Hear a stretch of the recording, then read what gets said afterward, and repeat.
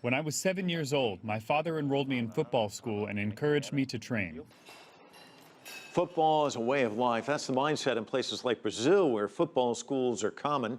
Young players begin training early with dreams of building a professional football career and for the off chance that they'll likely become stars. China is launching schools like these. It's part of an ambitious plan to improve its standing in football. Change has come to the highest levels of the sport in China, but that change is raising questions about whether individual clubs have enough power and ability to make decisions. CCTV's Mike Fox has insight.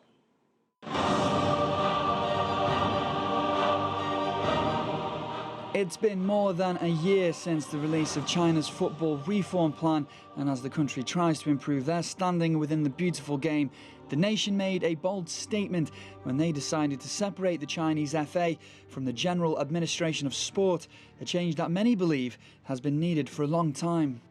Yeah, I think I'm one of the few people who has consistently called for the separation of the China Football Association from the government for the last 15 years. So of course there's no one who's more delighted than me. However, the process doesn't come without its issues, one being the relationship between the CFA and the teams in the Chinese Super League. It's thought that instead of the country's football marketing power being in the hands of the clubs, it's the association that calls the shots.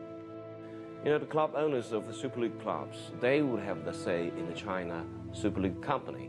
But that company now is not the center point of Super League anymore. There is another so-called executive committee of China Super League, which has a lot more shareholders in that committee as the committee mandates. I think we need a long process to change this gradually.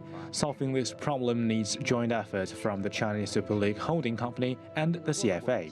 The direction of the issue is clear, that we should let clubs play the key role in their markets. The release of the plan comes as China's football market began to boom last year. Since then, the Chinese Super League has sold a 5-year television rights package for a record 8 billion yuan to media company Tiaodong Li, and during the last winter transfer window, the CSL spent a record 2.4 billion RMB on new players.